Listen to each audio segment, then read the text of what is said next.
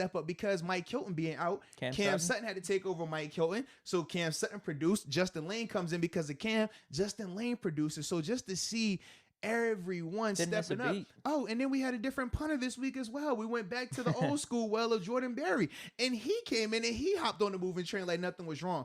So when we talk about the depth, when we talk about all these different individuals stepping up and rising to the occasion, to me, that speaks volumes about this team. And like I said, man, you're getting your star players playing like stars, and your depth players are coming in and still playing at a high level.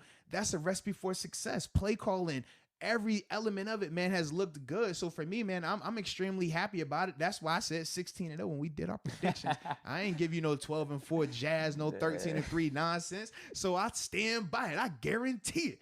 You know what I'm saying? It's like blue magic. So yeah, that's how I felt about that thing, man. So now it's time for your thing, hot topics, right? I'm trying to think if I had anything to play off that though. You made a lot of good points there. I just didn't feel like we missed a beat. You're right, with all these interchangeable parts, man. Yeah. To be where we're at. Good teams find ways to win regardless of injuries, regardless of turnovers, regardless of penalties. Good teams find ways to win. Now, the Titans, they're a good team. Trust me, that kick. They'll be fine. Yeah, they're going to be fine. Without a doubt. Tannehill, I thought he surprised me a little bit as well in terms of the second half and his performance. As a whole, the Titans are a good team, but that's what makes this so much more impressive for the Steelers to hold off a Titans team that has done this numerous times. They've come back from being down multiple scores and have won games in regulation and overtime. So for us to do that the way we did, man, like I said, that's impressive. But to do it through the injuries, to do it with the turnovers, and to do it with the penalties. That's what I want to say. That's a mark of a championship team right there. You have to be able to do that because let's be real. Ben's not throwing 3 picks in games. That's not happening multiple times. We're not going to come out here and have multiple injuries going into these games and still have injuries during these games. That's not happening. But the fact that you're able to overcome it while it does happen is very, very promising. Yep, that's what I was going to say too. I mean, just for us to win the time of possession, all that, have the turnovers, even their fluky touchdown with A.J. Brown, just to score like that. It seemed like everything, if you're just going to call it equal, like I thought we were dominating. But then having those things go in their favor and for us to pull out the win, that's impressive, dude. Absolutely, it's impressive. So hot topics, huh? Give me the hot topic, man. Da-dun, da-dun, da-dun. That was for breaking news. This is Deke's hot topic. Dun, da, da, da, da. Yeah, because I figure you're not going to consistently give me that. Well, you consistently give hot topics, so I'm not going to waste my anthem on something that you're not doing. I think I only got 2. Well, we already talked about Spillane. Yeah, but see, you always got a hot topic. Every week you give me a hot topic. I think I got 2 or 3 aside from those some of those questions. Maybe 1 or 2 of them were the questions that we had. Hot topic Deke. I'm going to be really interested. Well, you mentioned him. Who's this Mondu guy, dude? Yeah, Henry Mondu, man. Well, here's the thing. So, does he have? Is it just that he came in for the Titans game? Because that's kind of what I'm assuming. He came in for the Titans game specifically, try to stop the run with Henry. Because, dude, we were, even outside of just him, we were running some crazy formations there. We had Bud at like middle linebacker, one of those plays. We had learned. Just what did you make of like some of those weird coverages that I was seeing and formations? Yeah, so a couple of things. First off, with Henry Mondu, this is his first year in the league. He's from Oregon. That's the school he went to. And this was his first game active as well. But a couple of things. Number one, the biggest reason why he got a helmet, obviously, he played multiple things. So you see him at D tackle. He also played fullback, and he also played special teams and talking about covering kickoffs. Like, you're not gonna see too many D tackles running down there on kickoff and things like that. That's different. But ultimately with Henry, man, it's more so just the versatility and just adds to the depth. I'm not sure who else was banged up on defense and things like that, but a lot of times you just make different moves based on that. If I can say, all right, we might need a linebacker this week, right? But if I have a guy that can play 3 different positions, I'm going to dress him and just play a little bit shorter in terms of my interior linebackers, because that linebacker only play just that. Whereas this guy, like I said, can give you multiple avenues of impact in the game. And we saw him do that. Like I said, special teams, defense, and having a big time block on the goal line for us to score a touchdown. So that was the biggest reason why he got a helmet and why he was ultimately out there. If everybody's healthy on the roster, he probably doesn't see a helmet. That's the biggest reason why he hadn't been dressing. He's not a world beater, but in terms of just showing depth, it's a depth guy. And it's good to see him come in and be able to produce in the small sample size that he got. I mean, you got to start somewhere. So, hey, you take the 3 plays or how many plays you get and you produce. That's what you hope for, man. You look good on special teams. I didn't even it's all good. But no, he did, man. He was fine on special teams, man. Like I said, I thought he ran really well. I was a little bit surprised to see. I mean, this dude is 280, and he's running out on kickoff. Typically, your kickoff guys are 230 and under. Usually a whole bunch of DBs and linebackers. Maybe a running back here that you throw a wide receiver out there, but typically it's skill position players. So to let you know that he's out there, that lets you know, all right, this dude is an athlete. He's good enough for that element of it because they're not just throwing those guys out there. But like I said, overall, I thought he was fine in the game. I'm sure if we broke down every snap that he had, he's going to have some negatives. Sure. I mean, that's at this stage in his career, that's what he is. I don't know if he'll ever develop to something bigger than that. Not saying that he can't. I just don't personally see it right now. That's my biggest thing. But as a whole, I thought he was fine. And then in terms of what they were doing with Bud, TJ, we saw... They had Wormley out there. Yeah, Wormley did it. We also saw Oladenny do it. The thing is this. So Highsmith was putting him out. So this was the thing. So it wasn't that they were using them as inside linebackers. What they were doing is this. When you play the Titans do a great job of dominating the line of scrimmage. They do a great job of winning up front. And what that ends up doing, it first off allows Derrick Henry to get the ball and go downhill without having to chop his feet, right? So it forces your defense to kind of play on its heels and react to the action. By putting Bud and those guys at that, it wasn't even inside linebacker. It looked like it was almost like a 4-4, and they were just using a 4-4 like high school defense. So you just take one guy and say you're the designated blitzer. And that's what they did, because what it does is it dents the line of scrimmage because he's getting a running start now, right? So by doing that, you pick a side. And I'm not sure, like, obviously you would have to go into the huddle for them to tell you the specifics of it. When I was here and we did it, we would typically do it more so in goal line situations because that's when it was less likely to have any backfiring and stuff like that, because from a cover standpoint, you get kind of limited. With the Steelers, when they did it, they either played cover 3 or cover 1 behind it. You don't want telltale signs like that where a team can say, all right, well, every time this guy does this, it's either this coverage or that coverage, because then they can catch on to it. But the biggest thing is this. So when we would do it, we would say, all right, if you're the middle runner, right, or you're this pseudo just dynamite guy, right, because your job is to blow something up. You don't have a run gap. You don't have a responsibility. Your job is this. Whichever way he steps, if the running back steps right, you fly downhill to the right and hit the first thing you see. If he goes left, you fly down the field and hit the first thing you see going left. What it does is it makes that running back see his color flash right now, and it makes him have to cut back. It makes him have to stop his feet. How many times do we see Bud dent it where he would dent the line of scrimmage, and that guard, even though that guard is bigger than Bud, because Bud is having that speed and force to hit him, it either stalemates or makes that guard take a step back. And then from there, Derrick getting the ball, Henry is like, man, there's already a guy right here. I got to cut off of that. That minimizes his impact. We talk about Derrick Henry. He's not the best going lateral. His game is downhill, one cut, not having to worry about it. So that's why they implemented that. It was a great job by Keith Butler and Mike Tomlin of doing that. Like I said, you typically see it during the goal line element of it. You typically would see it goal line when it's a fullback out there as well, because we would say, like, you're the sacrifice guy, because a lot of times in the goal line, people wouldn't use their small fullbacks because you don't employ them. You use a D tackle, and that's usually a 300-pound D lineman, kind of like Henry Mundu. So what you say is, all right, man, your job is to hit him. Run full speed and try to knock him out before he knocks you out. May the best man win. We're going to clean it up after you. We just want to get that running back to stop his feet. That was the whole thought process behind it, and it worked for the majority of the time. I thought they did a good job with that, and all the guys that rotated in that position in particular, I thought they did a good job of communicating and making sure there were no mental errors from that person's responsibility along with everyone else around them, because anytime you start doing one-offs like that, it can become a little challenging, because you're essentially telling now Cam Hayward, who's typically a 3 technique, right? Now you saw him bumped out playing more traditional DN, lined up over a tight end.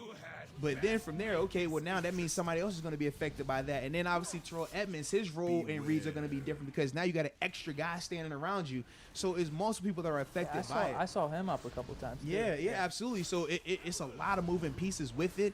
But the biggest thing is, like I said, it dents that line of scrimmage and makes the running back have to stop their feet, or at least see color and make them have to hesitate. And that's ultimately how you're able to minimize Derrick Henry the way they were able to do, man. Well, dude, it goes back to your point, and I remember you bringing this up in the preview podcast, that Henry's main thing is straight line, just going back and forth. He goes downhill, baby. Yeah, as opposed to horizontally, that's where you could kind of it's not his biggest strength. Right, we'll just say that. So it seems like those type of formations and that type of strategy plays into trying to just get him, going that way. Like, almost like forcing him outside of the middle a little bit. Yeah, you right? want to force Derrick Henry to run left and right, sideline to sideline. It's some running backs you don't want to do that. Remember Chris Johnson when he was in Tennessee? He was a guy you didn't want going sideline to sideline because he had the speed and the ability to beat you on the edge. LaShawn McCoy earlier in his career, he had that ability to beat you outside, so you couldn't just say we're going to play that style of defense. And I thought the biggest thing was a good wrinkle by the Steelers because watching the Titans through their first 5 games, they hadn't seen a defense do that. Defenses have played well, but they never took outside linebacker and said, all right, this is what we're going to do. This is your job. Force the action. That's why I say, man, I thought it was really good by the coaching staff, Keith Butler and Mike Tomlin in that regard because it's very unorthodox and at times it can be risky. Yeah. But they knew from a Tennessee standpoint, man, when they're throwing the ball downfield, they're not doing it from a traditional drop back sense. It's going to be out of play action. So even if you get caught in play action, now it just turns to a blitz. And you already got it right a couple times. Yeah, absolutely. So that's kind of how you play off of it. And granted, the Steelers have the personnel to execute that. With some of the teams that are 4-3 base, you don't really have those bigger bodied outside linebacker athlete types. A 4-3 outside linebacker is drastically different than what Bud and TJ are. And then a 4-3 DN isn't going to be able to stand up and move the way that Bud and TJ can. So that kind of played into it as well. But ultimately, I thought it was a great job by the coaching staff and by the players executing it, man. No, for sure. I'm not gonna say hot topic for this one because I just want to give a shout out here. Terrell Edmonds, man, we bring him up how many times on this podcast? Dude, he had 2 or 3 pass deflections. Absolutely. One he had the tackle for loss. Yeah, he had the 1 PBU in the end zone. He had 1 tackle for loss and then PBU. The next play, I was like, man, he was cooking. I thought he flew around. And like you said, we've been talking about this, man. We've been saying that he's been looking good, man. Yeah. Absolutely. And once again, we've been saying that he hasn't just solely been playing in the box. He's been playing in the middle of the field as well. We saw that a lot last week, even when we highlighted the Minkah Fitzpatrick pick 6. Edmonds was in the middle of the field on that. Edmonds has been playing really well this year. His tackling has looked really good, and that was never a case or never an issue with him. But his ball skills, man, that play he made in the end zone, that's what everyone complains about. No ball skills. That was perfect in terms of, number 1, knowing his assignment. But number 2, the thing that I absolutely loved, and this goes unnoticed a lot of times unless you're looking for it, when he turned around out of that and knew that the guy was in the back of the end zone, 9 times out of 10, DBs turn around and look. They say, man, has that guy thrown the ball? And we always say this, man. If your guy is open, don't look back. He for certain is throwing you the ball. We talked about, remember we said even week 1, Joe Hayden, right? Joe Hayden's been an all-pro Pro Bowler. What did he do? He looked back and we're like, Joe, that guy is open. They're throwing him the ball. We can go week by week and we can point to numerous times where a guy is open, the DB looks back as if, he's not going to see him. No, they're going to see him. Edmonds never looks back. As soon as Edmonds sees, okay, it's play action, he steps up hard. From then on, he's beelining right to where the receiver is going to be. Not where he's at, where he's going to be. Because if you go where he's at, by the time you get there, he's already gone. He goes right to where he's going to be. And then from there, great job playing through the hands. Doesn't get antsy and hit the guy early. No fouls on the play. Just good football, good fundamental ball. Not even the PBU this week. Going back to last week, he had a big-time stop on 3rd down. It was a play-action pass. We ended up blitzing. I think Mike Hilton off the left side. He has to stop near our sideline, right?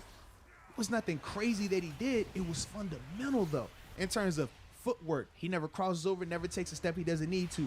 Eyes are in the right place on his coverage. And then from there, keeping his leverage, ball there, make the play. Those are the things that I'm loving about Edmonds. I don't need you to create the crazy splash plays. Those will happen. If you go trying to force splash, you're ultimately going to more than likely hurt the defense.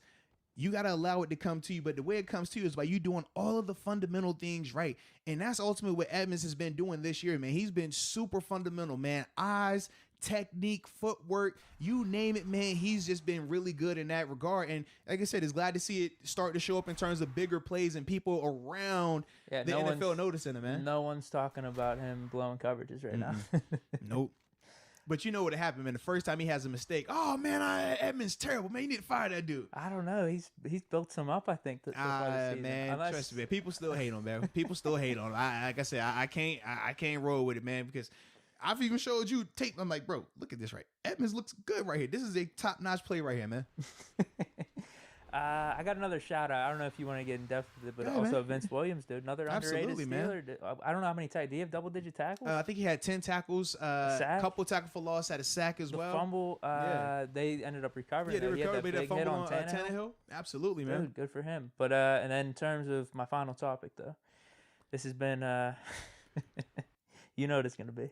This has been a topic of conversation the last few podcasts, and I've been going a lot of different directions with this. But I told you I'm staying pat with who the receiver one is from my perspective. Fair enough. But here's the thing: I like hearing what I want to hear, basically, especially from the broadcast, and it was brought up in this one. So I just want to get your perspective because I was eating it up. I'm sure a lot of other people were eating it up, but you heard the broadcast saying last few podcasts. They got all the attention on Claypool here. It's opening things up for Deontay and Juju.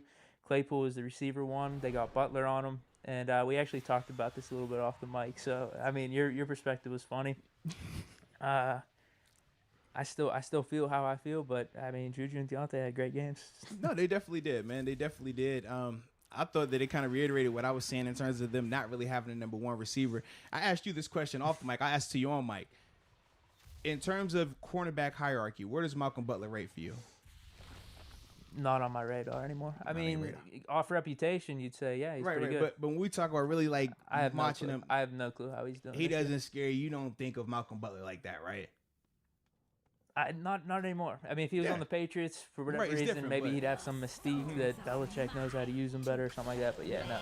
But that's ultimately how I felt as well. So I understood where the broadcast were trying to feed us this Malcolm Butler's shadowing him, and ultimately that's why the other guys are coming open. From my perspective, I didn't see it. Now I will say this: I watched the game twice. I'm waiting on the all 22 to come out because then I'll be able to say it with a lot more detail in terms of what was going on in particular with them. But in terms of where they were talking about where they're shifting the coverage to his side, from my perspective, that wasn't accurate just because when you're lined up to the strong side of the formation, right, we're talking about having 3 receivers or 2 receivers, right? Claypool typically lines up to the strong side. Usually have Deontay to the back, or even James Washington by himself over there. So just based off of that alone, defensively, your coverage goes to the strength of the passing formation. It not necessarily this player. Now, sometimes you can specialize it or one-off it and say, well, look, if you're playing Odell, you're playing AB, you're like, hey, man, wherever he's at, we're going to make sure that either we're playing some type of double coverage to him or we're going to make sure that all our coverage is swung to his side. Like if we're talking cover 6, right? The cover 4 side will be towards that player. That wasn't the case because we saw where Claypool will be lined up to the 3-by-1 side, and we saw him on the back side of some formations as well, and they weren't playing a one-off or bastardized coverage in terms of saying, well, look, even though we're supposed to swing the coverage this way, we're going to swing it over here to this guy. I wasn't seeing that personally. Now, I did see Malcolm Butler follow him, but he didn't shadow him exclusively either. We said that it was times when Malcolm Butler was on Deontay. It was times when he was on Juju and James Washington as well. Like I said, I'm going to look into it a little bit more to see why there wasn't the same level of productivity in the past. I do know from a target standpoint, I mean, when you look at Deontay Johnson, 15 targets, Juju Smith-Schuster, 14 targets, that doesn't leave you a lot of targets elsewhere, and you still got to factor in Ebron and everybody else that were getting passes thrown to them. That plays into it as well, but I know, like I said, from a broadcast standpoint, just from being on that side, I know certain things that they want to be said because of a narrative, because of a storyline, but I personally was not seeing that. That's the only thing. The stats would back it up in a way. Mm-hmm. If you wanted to look at the stats, the targets and everything, and say, hey, this is what I'm hearing. Mm-hmm. What did I say? Whenever I was laughing about this, it was kind of tongue in cheek. I said, well, if Butler's on him the whole time, that just goes to show you how much more wide open the other receivers are for our team. So Ben just had his choice. Like, all right, Claypool's open on Butler. Maybe I could get it to him. But Juju and Deontay, they're even more open, so it's going to be their day. That's kind of – it was a joke, dude. But yeah, because I was going to say, you say that, but then you were just up here talking about, well, I didn't mind him throwing that ball with multiple guys on this guy. Oh, yeah, I don't care about that. Yeah, so then technically it wasn't like it was a favorable matchup. I can say they were always single covered, but that wasn't the case. We talked about how Juju, it was one time we had 3 guys on him, and then one time where Deontay had the safety over top plus the corner on him, so – that's how I looked at it, but that's why I was like, until I'm not gonna double down and say that was it 1,000% because I haven't had a chance to watch the full, like I said, coaches tape. Once that drops, then we'll be able to know a lot more. But yeah, either way, man, I don't think it's a knock on Claypool. I don't think it's a knock on any of the guys. Like I said, you don't have to have a number 1 receiver, and I think that's what makes them so dangerous right now. That ability to just, it's kind of like when you talk about. I don't even want to go there. We'll leave it alone. But ultimately, man, I don't think you have to have one guy spearheading the group because right now we're seeing each week it's been a different guy with leading. Everyone's stepping up. It's a different guy leading with targets. It's a different guy leading with yardage. I will say this. Throughout the season, as it stands today, Deontay Johnson's target is not close. He's been the most targeted guy. So by that alone, you could go, is Deontay. Do I go back to Deontay then? You told me you're not flipping though, but all I know is his first game back, that man had 15 targets, and he still has some issues. It drops. Yeah, that's the thing. So it's like I wanted to bring that up on my bench spiel because he slipped on the one. He had another drop or two, but no, I'm not trying to like rip on anyone for that type of stuff. But that would have been in terms of me defending Ben's game, but it is what it is. We know you'll put down a Steeler for Ben. We got you. You just said it. You said that you were going to get on Deontay to defend Ben. Let me put it this way. I was just going to say these things happen. I mean, you've already done that's not putting anyone down. We had people comment on you before where you were downing our receivers to big up. No, you definitely did. I'm not downing anyone. You did that time. That's all I'm saying, man. When? In the past? Yes. I don't remember. Yes. But we know you don't remember. We know. It's okay, man. No way. It would only be right if I switched to Juju now, though, right? No, because Deontay still had more targets. They had the same amount of catches. Only Juju had 5 more yards. Deontay had 2 touchdowns, though. Yeah, but I mean, it's a different wide receiver one every week for me. Nah, man. Deontay's your guy or Claypool. But yeah, Claypool, the one target he had was on the little, like, there was a pass interference. He had 2. Yeah, so he had the one that was the OPI on Jalen Samuels, which was a good call. You have to run a route. He didn't run a route. And honestly, I'm glad you brought that up, too, because that was the difference on that call being an OPI and why the Minkah Fitzpatrick one was called a holding on him, right, instead of OPI. Because I thought they were both good calls. No. So this is the thing. So the OPI on Minkah, the difference is this, and I don't know if Tannehill did it intentionally or not. Tannehill threw it to the guy that picked Minkah. If you remember that, they ran a pick wheel concept so that it was a 2x2. The one guy literally just runs directly at Minkah and stops. And then the guy that Minkah is on rolls around, and that's why Minkah has to grab him because he's like, I just can't get through the pick like that. Yeah. The pick itself was illegal because you have to run a route. But what he did was this. Once Minkah ran through, Tannehill threw the ball at the guy. The guy wasn't even expecting the ball. He still threw it there, so it made the illusion of, oh, no, that was a route. Whereas with Jalen never turned around for a ball. Jalen never ran a route. He simply just ran towards the defender and picked him.